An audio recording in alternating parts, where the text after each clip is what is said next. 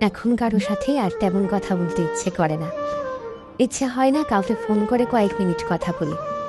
এমনকি কেউ কল করলেও কল ব্যাক করতে মনে থাকে না। মেসেজে রিপ্লাই করতেও ইচ্ছে করে না।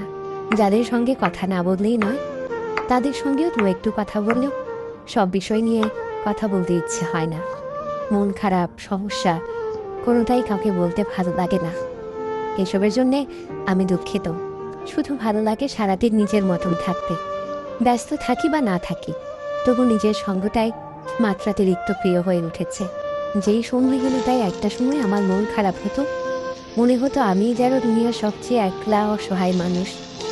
সেই খারাপ লাগা, সেই একাকিত্ব আজ যেন সব থেকে বেশি প্রিয় হয়ে উঠেছে। এখন অমুক বন্ধু খোঁজ না নিলেও আর খারাপ লাগে না। কেউ ভুল বুঝলেও নিজেকে আর প্রমাণ করতে ভালো লাগে না।